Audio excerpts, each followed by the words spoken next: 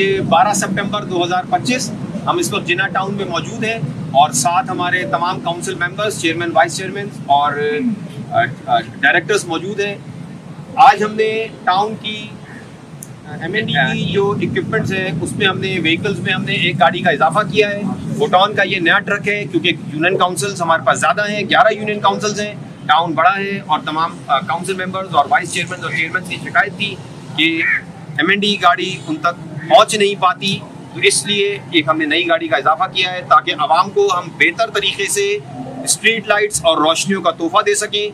जो हमारा वादा था आवाम से कि आवाम के टैक्स का पैसा आवाम तक पहुंचाएंगे। तो अल्हम्दुलिल्लाह town municipal corporation Jinnah town के तमाम अफसरान, directors, municipal commissioner, vice chairman, chairman एक पेज पे आवाम की खिदमत के लिए मौजूद हैं और इंशाअल्लाह पहले से बढ़कर आवाम की खिदमत करेंगे। बहुत शुक्रिया।